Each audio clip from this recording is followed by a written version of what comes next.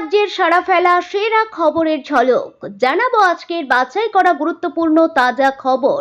শুরুতেই শিরোনাম। কণ্ঠস্বরের নমুনা দিতে ভয় ভাইপোর, এবার হাইকোর্টের প্রধান বিচারপতিকে চিঠি অভিষেকের।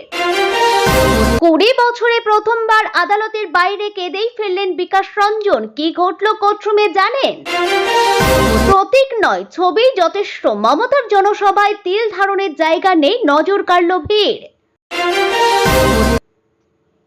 লক্ষ্মীবাড়ি মমতার হাতছাড়া তৃণমূল, জ্ঞানের সাক্ষাতে ঋতব্রতরা, ভ্যানিশের হাতেই কালীঘাটের ভাগ্য। চাইলেই ভাড়া দিতে পারবেন মহিলারা, কাদের জন্য পিঙ্ক কার্ড স্পষ্ট করলেন মুখ্যমন্ত্রী। আসছি বিস্তারিত খবরে। সিআইডিকে কণ্ঠস্বরের নমুনা দিতে ভয় ভাইপোর, হাইকোর্টে প্রধান বিচারপতিকে এবার চিঠি দিলেন অভিষেক বন্দ্যোপাধ্যায়। একাধিক বেঞ্চে নয়, কণ্ঠস্বরের নমুনা সংগ্রহ সংক্রান্ত মামলাটি একটি নির্দিষ্ট বেঞ্চ দেওয়া হোক। ডিজে মামলায় অভিষেকের কণ্ঠস্বরের নমুনা সংগ্রহ করতে চায় সিআইডি, কিন্তু আদালতে অনুমতি নিয়ে নমুনা সংগ্রহ দিনক্ষণ চূড়ান্ত করে ফেলেছেন তদন্তকারীরা। তখন পাল্টা হাইকোর্টের দ্বারস্থ হন অভিষেক। কণ্ঠস্বরের নমুনা দেওয়ার ক্ষেত্রে অবশ্য কোনো স্থগিতাদেশ বা আইনি রক্ষা কবচ দেয়নি আদালত।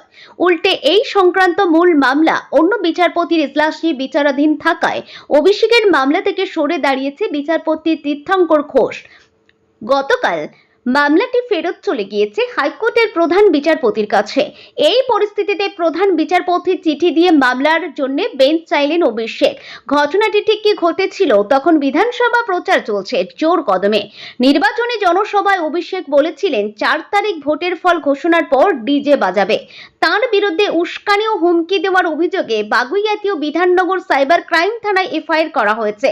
সেই মামলার তদন্তে সিআইডি ভবানী ভবনে ডেকে পাঠিয়ে অভিষেককে জিজ্ঞাসাবাদও করেছেন তদন্তকারীরা। এর আগে ডিজে মামলার তদন্তে কালীঘাটে অভিষেকের বাড়িতেও গিয়েছিলেন সিআইডি আধিকারিকরা। তখন অবশ্য বাড়িতে ছিলেন না তিনি, ফলে নোটিশ ধরানো নিয়ে জটিলতা তৈরি হয়। অভিষেক বলেন, নির্বাচন চলাকালীন আমি বলেছি 4 তারিখের পর ডিজে বাজবে। নির্বাচন যখন চলছে আইন শৃঙ্খলা নির্বাচন কমিশনের অধীনে, মমতা বন্দ্যোপাধ্যায়ের অধীনে তো ছিল না। হলে তখন আমার বিরুদ্ধে এফআইআর হলো না কেন? কমিশন ব্যবস্থা নিল না কেন? তৃণমূলের সর্বভারতীয় সাধারণ সম্পাদকের দাবি, আমি যদি ডিজে বাজানোর কথা বলে থাকি, দেশের স্বরাষ্ট্রমন্ত্রী বলেছেন তৃণমূল নেতাদের উল্টো করে ঝুলিয়ে সোজা করে দেব। নির্বাচন কমিশনকে যদি আমার বিরুদ্ধে ব্যবস্থা নিতে হয়, তাহলে অমিত শাহের বিরুদ্ধেও ব্যবস্থা নিতে হতো। অমিত শাহের বিরুদ্ধে পদক্ষেপ করার কমিশনের নেই, তাই আমার বিরুদ্ধেও ব্যবস্থা নিতে পারেনি। সরকার বদলেছে, এখন মামলা হয়েছে। কলকাতা হাইকোর্টে হকার উচ্ছেদ মামলার শুনানিতে এক আবেগঘন নজিরবিহীন দৃশ্যের সাক্ষী থাকলেন আইনজীবী এবং আদালত চত্বরে উপস্থিত সাধারণ মানুষ।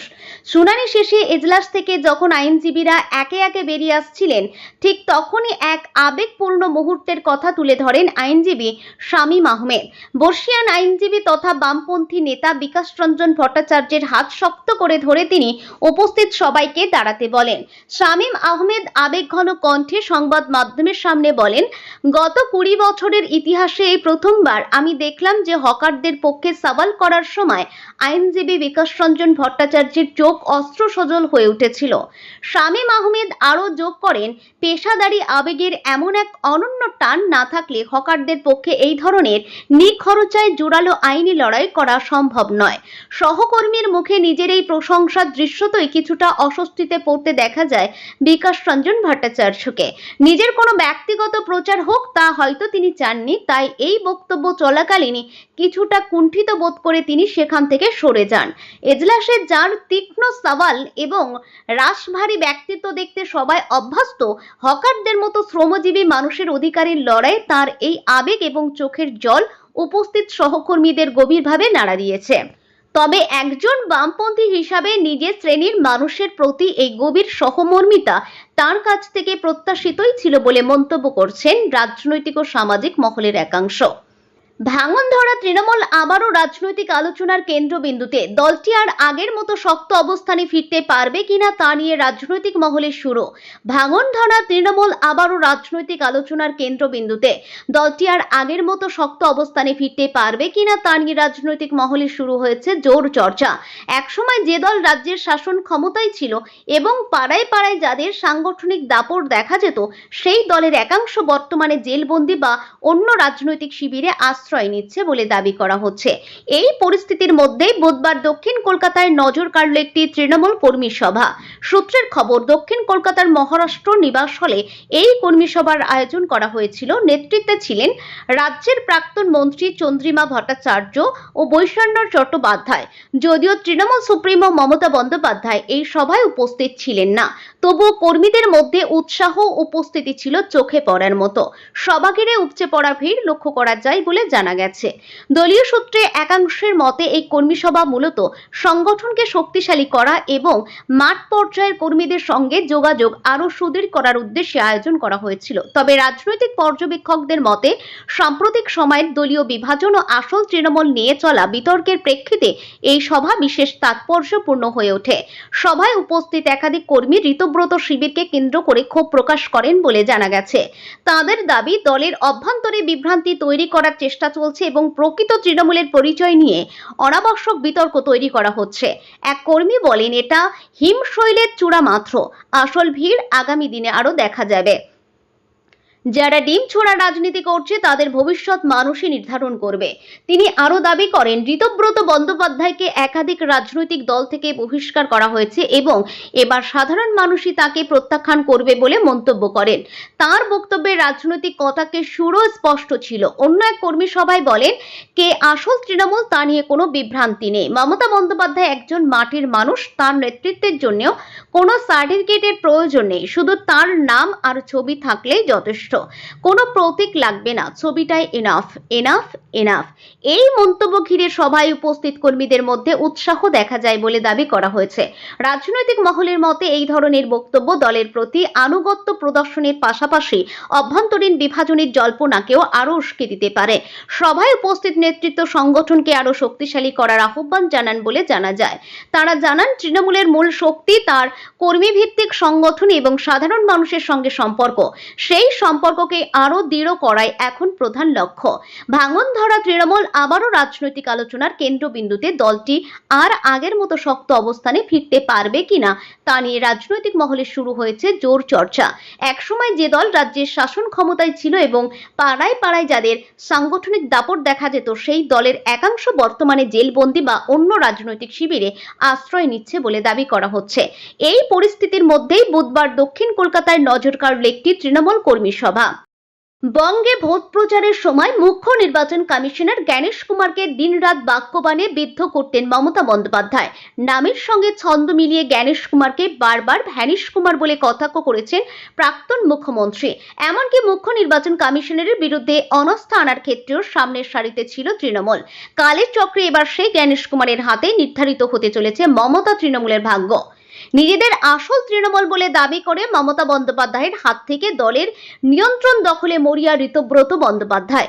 ইতিমধ্যেই কলকাতার সিইও অফিসে গিয়ে ঋতব্রত শিবিরের 5 বিধায়ক তথা আসল তৃণমূল গঠন করা কমিটির সদস্যরা তাদের তথাকথিত বিশেষ অধিবেশনের নথি জমা দিয়ে এসেছেন। দাবি করে এসেছেন আসল তৃণমূল তারাই। দলের কর্মসমিতিও নতুন করে গঠিত হয়েছে। সেদিনই দিল্লিতে মুখ্য নির্বাচনী আধিকারিকের সঙ্গে সাক্ষাৎ করার সময়ও চেয়েছিলেন তারা। বৃহস্পতিবার কমিশন সেই সময় দিয়েছে। দিল্লির নির্বাচন কমিশন সূত্রে খবর, বৃহস্পতিবার বেলা 12টার সময় ঋতব্রত পন্থীদের 10 সদস্যের এক প্রতিনিধি দল দিল্লিতে মুখ্য নির্বাচন কমিশনের দপ্তরে গিয়ে দেখা করবেন। ঋতব্রতরা যে নিজেদের আসল তৃণমূল বলে দাবি করে জ্ঞানেশ কুমারের কাছে দলের প্রতীক ও তহবিলের অধিকার দাবি করতে চলেছেন, সেটা বলার অপেক্ষা রাখে না। সূত্রের খবর, কমিশনের ফুল বেঞ্চের সঙ্গে দেখা করার জন্য বুধবার বিকালে দিল্লি রওনা দেবেন ঋতব্রত তৃণমূলের প্রতিনিধিরা। চলতি মাসে কলকাতার এক 5-তারা হোটেলে দলের জাতীয় কর্মসমিতির বৈঠক ডেকেছিলেন বিরোধী দলনেতা। সেখানে তৃণমূলের চেয়ারপারসন পদ থেকে মমতা বন্দ্যোপাধ্যায়কে সরিয়ে অরূপ রায়কে নির্বাচন করা হয়েছে। সেই সঙ্গে 30 সদস্যের একটি কার্যকরী কমিটিও গড়েছেন ঋতব্রতরা। সূত্রের দাবি, জ্ঞানের সাক্ষাতে সেই অধিবেশনের মিনিট জমা দেবে আসল তৃণমূল। ঋতব্রত শিবিরের দাবি, মমতা বন্দ্যোপাধ্যায়কে চেয়ারপারসন ধরে আগে যে কর্মসমিতি ছিল সেটার মেয়াদ শেষ হয়েছে, তাই ওই কর্মসমিতি অবৈধ। সূত্রের দাবি, জ্ঞানেশ কুমারের কাছে ঋতব্রত শিবির দাবি করবে শুধু যে পরিষদীয় দল নয়, দলের সংগঠনও তাদেরই সঙ্গে, ফলে দলের প্রতীক এবং তহবিল তাঁদের প্রাপ্য, যার অর্থ বৃহস্পতিবারে সরকারিভাবে তৃণমূলের প্রতীক নিয়ে আইনি লড়াইটা শুরু হয়ে গেল, যে লড়াই এখন বহুদূর গড়াবে। ইতিমধ্যেই কালীঘাট তৃণমূল কমিশনে চিঠি দিয়ে এসেছে মমতা বন্দ্যোপাধ্যায় দলের চেয়ারপারসন। দলের নতুন কমিটির সদস্যের নামও আলাদা করে জমা দিয়েছে কালীঘাট তৃণমূল। সব মিলিয়ে যা পরিস্থিতি, তাতে এই জল বহুদূর গড়াবে।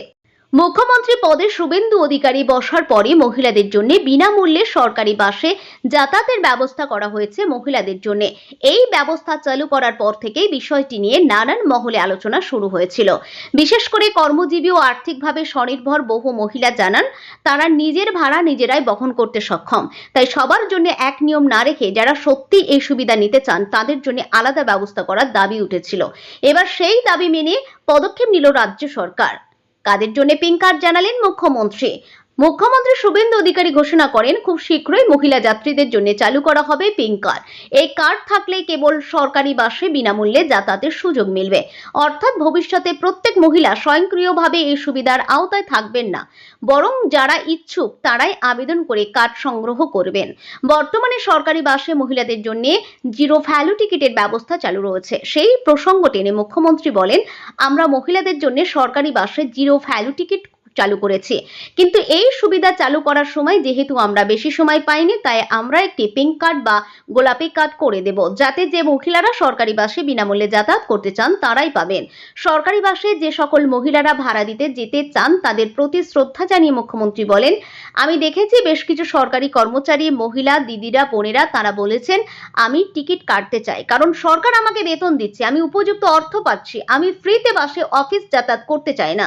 আমি তাদের জানায় যে তারা এরকম অর্থনৈতিক সহায়তার কর্মসূচি যাতে ছাত্রী বা চা বাগানে শ্রমিক চিকিৎসা করতে আসা গ্রামের মহিলাদের মতো যাদের সত্যিই প্রয়োজন তারা পান, সেটা নিশ্চিত করছেন। সরকারি হিসাব অনুযায়ী এই বিনামূল্যের বাস পরিষেবা চালিয়ে যেতে বছরে প্রায় 300 কোটি টাকা অতিরিক্ত ব্যয় হবে বলে জানান মুখ্যমন্ত্রী।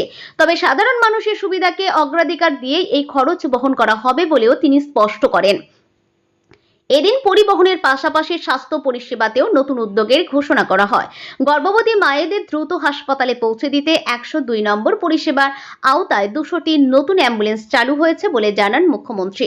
শুভেন্দু অধিকারী জানান, আগামীকাল থেকে রাজ্যের প্রতিটি থানায় মহিলা হেল্প ডেস্ক চালু করা হবে, যাতে জরুরি পরিস্থিতিতে মহিলারা আরও সহজে সহায়তা পান।